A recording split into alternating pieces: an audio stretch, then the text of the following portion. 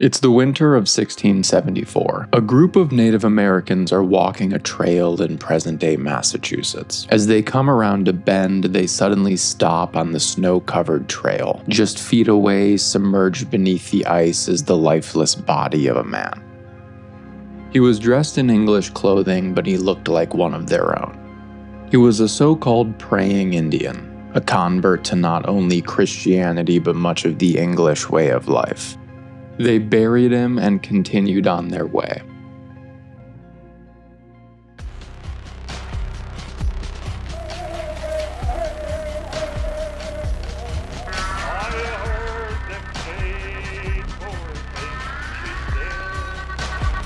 The Pilgrims and the Wampanoags. Trick or treaty.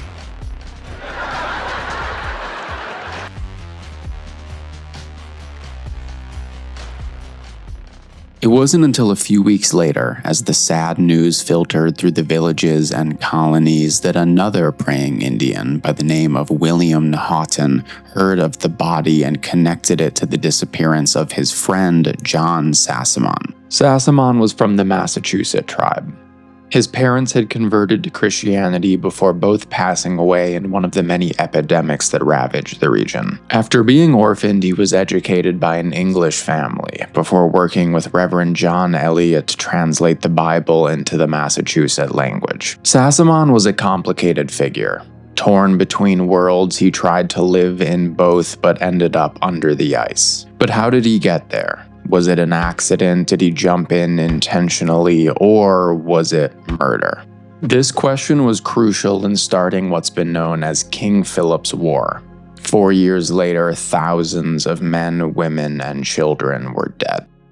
Sassamon was born around 1620 in a village in the beautiful Blue Hills of Massachusetts. His parents sadly both died in the 1633 smallpox epidemic that swept through the region, and he was left orphaned as a young teen. He and other children left without parents were raised by English families in nearby Dorchester. He learned not only English but how to read and write. Likely due to this uncommonly high level of education, he became an apprentice to a prominent minister from nearby Roxbury, Reverend John Eliot. In the Pequot War of the late 1630s, Sassamon served as an interpreter and soldier. On one occasion, numerous Pequots spied Sassamon, still a teenager, standing watch wearing English clothing. They yelled to him, "What are you, an Indian or English?"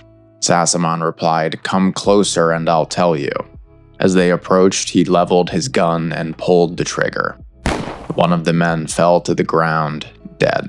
After the war, Sassamon continued to work with Reverend Eliot, teaching him the Massachusetts language and helping with the translation of religious texts. In 1651, when Eliot established the first Indian praying town, Sassamon became one of the teachers. 2 years later, Eliot got Sassamon into Harvard. But not too long after, his roots came calling. Sassamon was from the Massachusetts tribe, and their southern neighbors, the Wampanoag, were led by a man named Usemaquin, the Massasoit or Great Chief. Some English colonists confused this as his name, so many today remember him as Massasoit, but that was his title, not his name. Anyway, he forged an early truce with the English and helped them avoid starvation and defeat. After his death, he was succeeded by his son Wamsutta, called Alexander, by the colonists. He upheld his father's truce and continued selling land to the English. Sassamon was offered a role as Alexander's clerk or maybe translator, and he left Eliot's employ to now work for the Wampanoag chief. But Alexander got into a spat with Plymouth and died suspiciously while a guest of the colonists. His younger brother Metacomet, called Philip by the English, was convinced it was poison. So when he succeeded his late brother, he was no friend of the colonists. With Sassamon's new employer now dead, he returned to Eliot.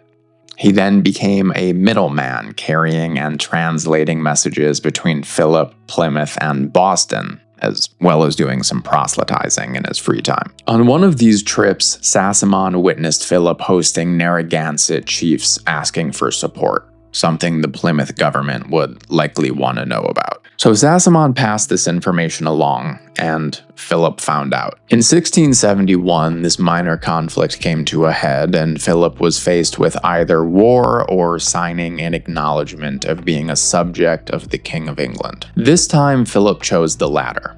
He was also forced to pay a fine. To afford it, he was forced to sell 12 square miles of land. This ended up being to his advantage, though, since there was enough money left over to purchase a large number of guns and ammunition. The next time he was forced into a corner, he wouldn't kneel. A few years later, towards the end of 1674, Philip and Sassamon spoke at a hunting camp near Namaskit. It's not known what the two said to one another, but afterwards Sassamon went straight to Plymouth, convinced Philip was going to attack. He met Josiah Winslow, the governor, and informed him of not only Philip's intentions, but the fact that his own life would surely now be in danger for telling him this. The governor didn't believe him. He said it was the testimony of only one Indian and thus was suspect. After all that Sassamon had done for them, after converting to Christianity, learning English, becoming literate, helping to translate the Bible, and representing their interests for years, he was still too Indian for the colonists. And now, after all that he had done, he was too English for Philip. So with no one left to turn to, Sassamon went into hiding on his property near Assawampset Pond. And here, just a few days later, his bruised and lifeless body would be pulled from below the ice. Initially, there was nothing but rumor and conjecture. Some said he drowned, some said he jumped, others insisted it was foul play, but no one could say for sure. Then William Naughton put the pieces together and went straight to Plymouth to tell Governor Winslow.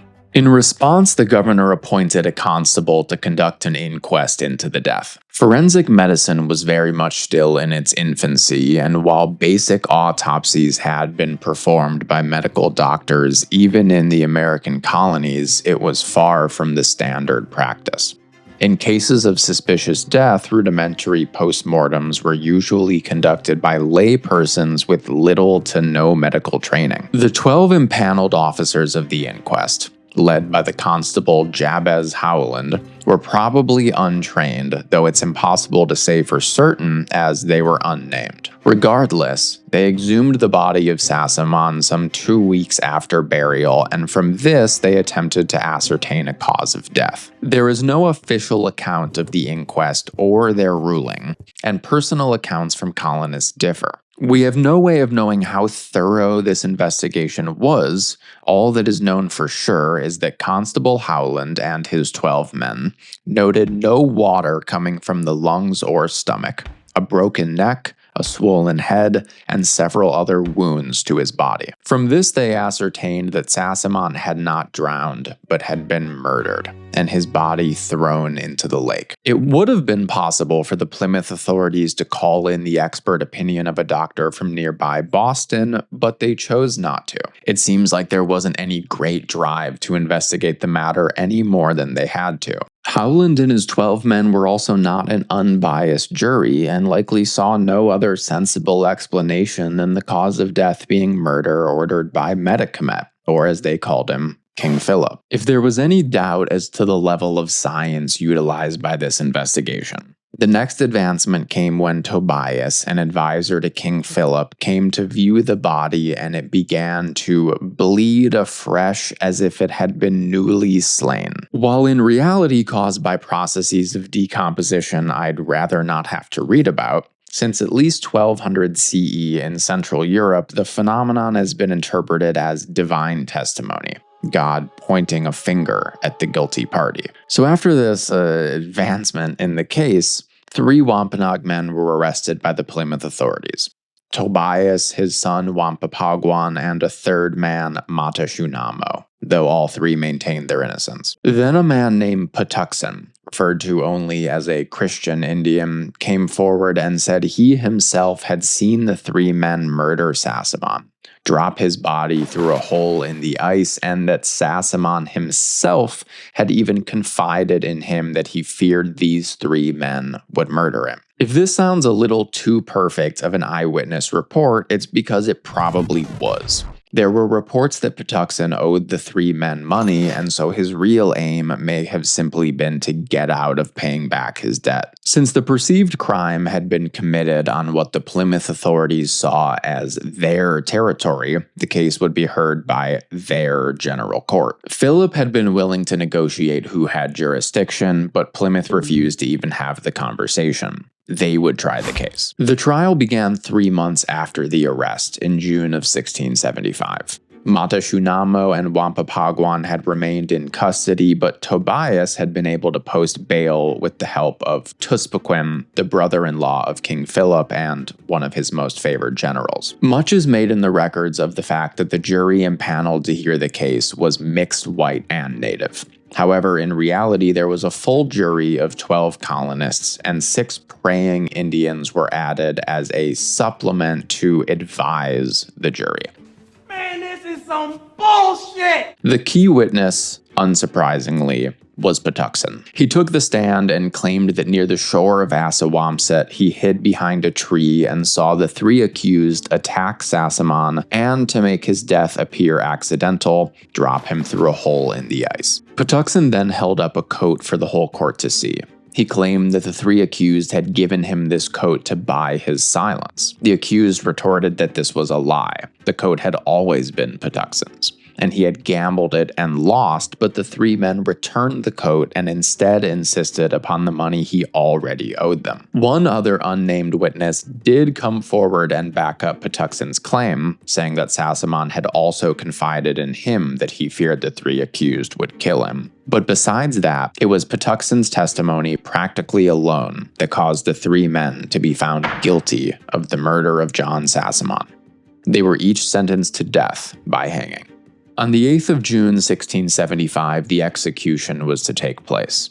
The 3 accused were marched out from the jail to the spot chosen, and Reverend John Cotton Jr., who was present, likely said a brief prayer. Then Tobias and Matashunamo were hanged by the head until their bodies were dead. Last to be executed was the son of Tobias, Wampapagwan. However, when it was his turn, the rope snapped and he fell to the ground. Overcome by panic, he suddenly confessed. He said the 3 of them had in fact killed Sassamon, but he was no actor in it, yet a looker-on. But likely the most damning thing he said, Philip had ordered Sassamon to be killed. But was this a true confession, or was it a young man on the verge of execution willing to say whatever he thought his captors wanted to hear? While in many cases this sort of failed execution would be seen as divine intervention on behalf of the accused, the Plymouth authorities did not commute Wampapagwan's sentence. He was given a reprieve of 1 month, but before the time was up, his execution was attempted again, and unwilling to repeat their previous failure, this time he was shot. Officially, that's the end of the story. The 3 accused were found guilty and executed, and if there had been any lingering doubts about their innocence, Wampapagwan's confession saw to that. And while it's almost impossible to ascertain whether or not the 3 accused genuinely had killed Sassamon, it seems incredibly likely that he had been killed at least by someone for passing information along to the colonists, as well as for his proselytizing. It would be very, very suspicious to accidentally drown while in hiding for what amounts to international espionage. But the issue to the Wampanoag and why this helped start King Philip's War was not whether or not the accused men were in fact guilty, but that it was the Plymouth court deciding. It was a direct affront to their sovereignty. This was considered a Wampanoag issue. The accused were their citizens, and the supposed crime took place on their land. So why was the case being heard in Plymouth? Well, to them, it was a matter of territory. Plymouth claimed the land the supposed murder had taken place on, thus regardless of the identity of the accused or the victim, it was a Plymouth matter. And this is the core of the conflict. The colonists were attempting to expand into lands long occupied by the Wampanoag, and while peaceful relations had been retained for some time under Philip's father, the Massasoit, peace was starting to become more and more tenuous. Not only were the colonists physically expanding into new lands, but their chauvinistic view of their own superiority assumed their style of civilization would quickly be adopted by the indigenous people they encountered along the way. But unsurprisingly, few were willing to shed their millennia of identity at a whim. This case was one example of the non-military expansion of the colonists. They were attempting to assert the superiority of their ways, and for the Wampanoag to accept that would mean acquiescing to the inferiority of their ways, and they wouldn't take that lying down. In the words of historian Yasuhide Kawashima, quote, "For the Wampanoag to allow the Plymouth colony to handle the Sassamon case instead of being able to solve it by themselves in their own way was surely to undermine and jeopardize their cultural, social, and legal traditions." So essentially, the colonists overplayed their hand. They attempted to assert too much dominance over the Wampanoag, and they executed one of Philip's key advisors due to an arbitrary trial based largely on one suspect testimony. It was seen as an insult to the sovereignty of the Wampanoag, and the only option was war. Before the month of June was over, there were open hostilities. The English wrote of an Indian rebellion, and Massachusetts, Plymouth, Rhode Island, and New Haven colonies united their militias. Initially, they were on the back foot. Philip and his allies raided dozens of English towns, killed settlers, and took hundreds of captives. The so-called praying Indians, like Sassamon had been, were stuck in the middle. Some fought alongside the colonists, others sided with Philip. Between 500 to 1,000 praying Indians, still not fully trusted by the colonists, were rounded up and put in makeshift internment camps on harbor islands such as Deer Island off the coast of Boston, though it's no longer an island. Due to inadequate food, shelter, and medical supplies, nearly half of them died. One man, a healer or medicine man named Tantamus, who hadn't converted to Christianity, was able to escape from the island. His son Peter, however, informed the authorities of his father's whereabouts. It's not clear why he did this, but there was likely some trickery or false assurances given. His father was captured, marched through the streets of Boston with a noose hung around his neck, and then executed on the Boston Common. His family, besides Peter, was sold into slavery. All for the crime of, I'm not even really sure. The so-called praying Indians are a sad part of this otherwise sad story. They had adopted much of the English way of life, they practiced agriculture, prayed in church, many spoke English. This was, on paper, the dream of the colonists. So why were they interred en masse and treated so horribly? Well, they were still seen as the other, the lesser than. They would always be inferior in the eyes of the colonial majority. So here we have Sassamon, a man that relinquished so much of his identity to make the English happy, but he would always be seen as too Indian. And now that he had adopted their language and Christianity and European dress, he was too English to return home. He was an orphan raised between worlds, yet unwelcome in both. Ironically, all those years ago, he had killed a man for asking him the question, "What are you, Indian or English?" Yet in the end, the same question killed him too.